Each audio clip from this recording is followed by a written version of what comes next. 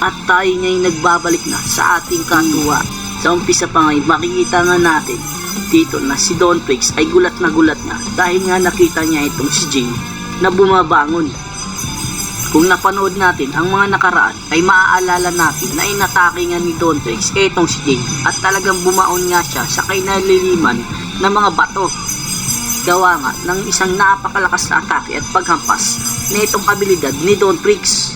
Sa pagkakataong ito ay nakatingin na nga lang sila dito nga kay Jing dahil gulat nga sila dahil nga daw sa kabila ng ginawa nilang pag-atake at talagang napakalakas at solid nito ay buhay pa nga etong si Jing. Mabalik nga muna tayo dito nga kung saan wala ngang malay pa rin etong sila Killua, Zeno dahil nga sa pakikipaglaban nila dito kay Don Prix. Kasama nga dito na si Hisoka nga na talagang nabugbog din ni Don Prix. Isa nga din dito si Zigzoldik na hindi nga rin kinaya etong si Don Prix. Nandito nga rin si Silva na unang nakipaglaban kay Don Prix at syempre si Gon at si Kite ang huling lumaban bago nga itong si Jing. Mabalik nga tayo dito kay Jing at kay Don Prix. Nagkaharapan na nga dito ang dalawang malalaking abilidad ni Jing at etong ang si Don Prix. Sa wakas nga ay inilabas na nga ni Jing etong kanyang tinatagong kapangyarihan. Siguro nga ay eto na nga ang pinakinatatago niyang kapangyarihan. Dagdag pa nga ay eto nga siguro ang pinakamalakas niyang panlaban. Mapapansin nga din natin na parang kumpiyansa na nga etong si Jing. Mahusay. Sa palagay ko, yan na ang kanyang tunay na kapangyarihan. Napahanga mo na naman ako. Yun nga ang nasabi ni Don Prix. Sa palagay mo siguro ay natalo mo na ako. Nagkakamali ka, hindi ako ganun kadaling talunin. Banggit nga ni Jing dito nga kay Don Prix. Pinapakita ko nga sa'yo ang aking tunay na abilidad. At syempre, ito na ang huli kong kapangyarihan. Ang aking Akuma. Pakilala nga ni Jing kay Don Prix.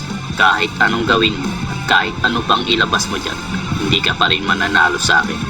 Sagot nga ni Don Prix kay Jing. Punta naman tayo sa abilidad ni Jing. Hoy Jing, siya ba ang tatapusin natin? Kung ganon, ay kita kong malakas siya. Ang abilidad pala nito ni Jing ay nakakapagsalita at nakakausap niya. Oo, siya nga yun. At talagang napakalakas niya, kaya naman tulungan mo ako. Kung talagang malakas siya, sige, subukan natin. Yan nga ang nasabi ni Don Prix at syempre may halong pagkasabik dahil natutuwa na nga naman siya sa nangyayari at bigla na nga lang umatake agad itong kapangyarihan ni Don Prix. Sige, alam kong kaya ko siyang talunin. Habang umaatake naman etong si Don Prix ay pinagmamasdan naman nila Jing ang paparating na atake mula nga dito kay Don Prix. Makikita nga natin dito sila Jing na parang hindi nga ito nababahala sa ataking ginawa ni Don Prix at parang alam na nga agad ang gagawin. Tignan natin kung hanggang saan talaga itatag ang abilidad mo yan. Ito na nga, agad kang napigilan nila Jing ang pag-atake ni Don Prix na yun. Ganun nga lang kasimple at isang kamay lang ang ginamit si Don Prix at ang kanyang abilidad ay tila gulat na gulat niya dito sa nangyayari. Ano? Ganun niya lang napigilan ang atake ko? May pagkagulat na banggit ni Don Prix. Kung sa bagay, isang mahinang pag-atake lang ang ginawang ninyon. Mukhang mas malakas nga ang inilabas niyang kapangyarihan. Kung ganun, sige, subukan pa natin na mas malakas pa. Dagdag pa nga ni Don Prix at biglang naghanda na nga agad ito para sa isa pang mas malakas na pag-atake. Enjoy watching. Pinakawalan niya na nga ang mas malakas pang atake. Like, Mas malakas share, nga talaga ang subscribe. atake nito. Sige, subukan ulit nating pigilan ang atake niya.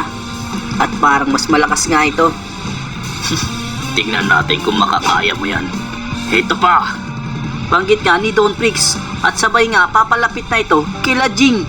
At dahil nga sa malakas din ang abilidad nito ni Jing ay hindi man lang to nag-alangan na pigilan nga itong atake ni Don Prix. At ayan na nga, tumama na nga kila Jing ang atake ni Don Prix. At talagang mano-manong pinigilan ng abilidad ni Jing at ni Jing ang kapangyarihan nito na tumatama sa kanila. Di ko akalain ganito pala to kalakas. Pero kahit nga papano ay nagulat nga talaga sila sa atake ni Don Fix na ito. Kahit nga inilabas na nga ni Jing ang tunay niyang kapangyarihan ay makikita nga natin na talagang nahihirapan pa rin ito dito nga kay Don Fix. Pero hindi nakaduda-duda yun dahil nga ang kalaban nila ay hari nga ng Dark Continent. Hindi nga biro at walang hangganan nga ang kapangyarihan nito. Patuloy nga natin nakikita ang pagpigil sa atake na ginawa neto ni Don Fix. Pero kahit nga ganun ay nakakaya ng pigilan nila Jin ang ataking ito at bigla na nga lang wasak na naman. Matindi ang pag-atake na nga ang ginagawa nila dito. Ano naman kaya ang nangyari dito nga kila Jing? Hindi nga rin talaga basta-basta nagpapatalo etong ang hari ng Dark Continent na si Don Fix. At talagang masasabi natin na napakalakas nga rin ng abilidad nito. Ngayon, siguro naman ay malalaman mo na kung sino talagang mas malakas na abilidad at kayang gumamit na walang hanggang kapangyarihan ng Nin. Yan nga ang nasabi ni Don Fix pagkatapos niya nga umatake na napakalakas na kapangyarihan. Ngunit eto pa nga at naghanda na nga agad to sa susunod pang atake dahil batid niya nga na napigilan nga nila Jing ang ataking niyang yun. Makikita naman natin dito na wala nang tinamong pinsala etong sila Jing. Hoy Jing, sabihin mo nga, sino ba ang isang yan? Napakalakas niya naman yata. Banggit nga ng abilidad ni Jing na si Akuma. Mamaya ko na sasabihin pag napigilan natin ang ataking yan. Sinisigurado ko tayo naman.